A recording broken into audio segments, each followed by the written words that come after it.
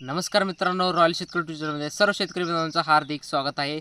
तर सर्व शेतकरी बांधवांना एक महत्त्वाची आहे की व्हिडिओ नक्की लाईक करा, शेअर करा आणि सबस्क्राईब करा. कारण की मित्रांनो, शेती संबंधित म्हणा, पीक विमा संदर्भात म्हणा, असेच नवनवीन व्हिडिओ नक्की लाईक करा, शेअर करा आणि सबस्क्राईब करा. तर चला मित्रांनो, जराही न वेळ घालता सुरू करूया. तर शेतकरी मित्रांनो, आपण या व्हिडिओच्या माध्यमातून खरीप हंगाम 2024चा 75% पीक विम्याचा वाटपासंदर्भात एक महत्त्वाचा असा अपडेट या घेण्याचा प्रयत्न करणार आहे.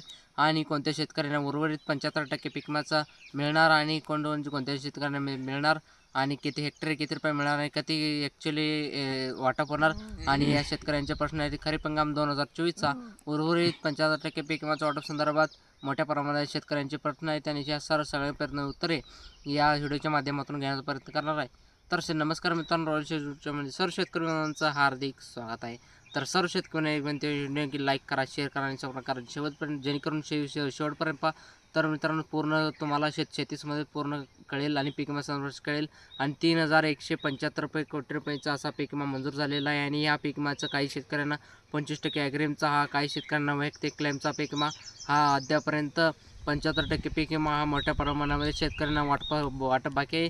आणि ज्या शेतकऱ्यांचा 75% पीक विमा मंजूर आहे, ज्याला हे अमाऊंट करंट दाखवत असेल तर पीक विमा मिळणार. आणि या अमाऊंट रक्कम बँक असेल तर कॅल्क्युलेशन जे झिरो दाखवायचे त्या शेतकऱ्यांचं पीक विमा भेटणार नाही. आणि ज्या शेतकऱ्यांच्या अतिमयावरी तर 50पेक्षा जास्त कमी आलेले असेल तर त्या शेतकऱ्यांना मोठ्या प्रमाणामध्ये 75% पीक विमाचा मिळू शकतो. आणि कारण की शासनाच्या बिघानुसार तर त्या पद्धतीचं भरपाई देण्याचा मान्यता देण्यात आलेलं आहे.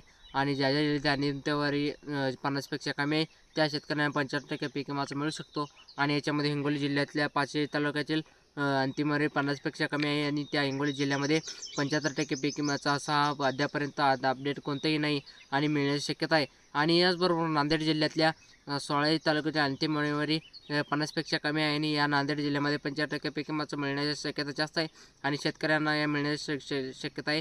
आणि कॅल्क्युलेशन नांदेड जिल्ह्यामध्ये सुरू आहे. आणि याचबरोबर छत्रपती संभाजीनगर जिल्ह्यातील 2 तालुक्याचे 50पेक्षा कमी असलेले या छत्रपती संभाजीनगर जिल्ह्यातील शेतकऱ्यांना 75% पीक विमा मंजूर भेटण्याची शक्यता आहे. आणि याचबरोबर पुढचा जिल्हा आहे धाराशिव. आणि धाराशिव जिल्ह्यातील 2 ते 3 तालुक्याची जानेवारी 50पेक्षा जास्त कमी आहे. आणि परंतु त्या तालुक्यांना 75% पीक विमाचा मिळू शकतो. आणि ज्या शेतकऱ्यांची जानेवारी 50पेक्षा जास्त आहे तर त्या तालुक्यांना पीक विमा मिळण्याचे फार कमी आहे आणि विषय. आणि एकंदरीत धाराशिव असेल तर मंजूर झालेला आहे. याचबरोबर पुढचा नवीन अपडेट आहे सोलापूर जिल्ह्यातला आहे. सोलापूर जिल्ह्यामध्ये जवळपास 258 कोटी रुपयाचा हा वैयक्तिक क्लेमचा हा पीक विमा मंजूर झालेला आहे. आणि या वाटपाची प्रक्रिया पुढच्या 8 दिवसामध्ये सुरू होणार आहे. आणि येणाऱ्या 8 सोलापूर जिल्ह्यामध्ये एकूण 258 कोटी रुपयांचा पीक विमा शेतकरी बांधवांच्या खात्यामध्ये आधार लिंक माहिती कृषी विभागाने दिलेली आहे. तर याचबरोबर मित्रांनो, आपण जर पाहिलं तर पुढचा जिल्हा आहे परभणी. आणि परभणी जिल्ह्यातील 457 कोटी रुपयाचा 25% ॲग्रीमचा असेल आणि वैयक्तिक क्लेम असेल किंवा हंगामा प्रतिक असेल. आणि या आपत्तीशील आणि हंगामाच्या एकूण 457 कोटी रुपयाचा असा परभणीमध्ये म्हणजे मंजूर झालेला आहे. बहुतांश शेतकऱ्यांच्या बँक खात्यामध्ये पैसे आलेले.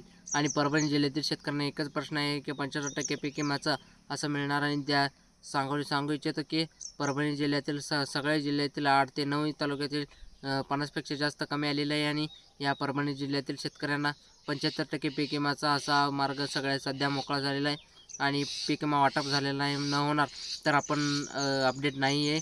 तर याचबरोबर मित्रांनो, पुढचा आहे जिल्हा आहे बीड जिल्ह्यातील. आणि बीड जिल्ह्यातील 1 जानेवारी 50पेक्षा कमी आहे. आणि बीड जिल्ह्यामध्ये 212 कोटी रुपयाचा वैयक्तिक क्लेमचा पीक विमा मंजूर झालेला आहे. आणि याच्या वाटपाची प्रक्रिया सुद्धा सुरू झालेली आहे.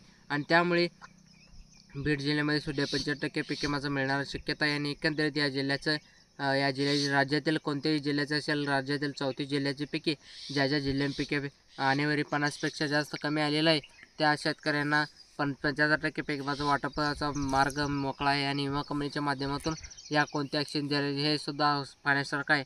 परंतु आता ज्या शेतकऱ्यांचा 25% ॲग्रीमचा ऑलरेडी या त्या खात्यामध्ये जमा झालेला आहे आणि 25% पीक विमाचा मिळण्याची हे 25% पीक विमाचा 75% पीक विमाचा असा मिळायला असेल तर आतापर्यंत तुम्हाला जर 75% पीक विमाचा असा असेल तर तुम्हाला हे जर चेक करायचं असेल तुम्ही तर काय करा, प्रधानमंत्री फसल विमा योजनाचा हे तुमचा हा लिंक आहे. लिंकवर तुम्ही क्लिक करून बघू शकता. आणि त्याचं ॲप बी आहे तर मित्रांनो व्हिडिओमध्ये एवढंच आहे. व्हिडिओ नक्की लाईक करा, शेअर करा आणि सबस्क्राईब करा. तर पुढच्या व्हिडिओत धन्यवाद. जय हिंद, जय महाराष्ट्र.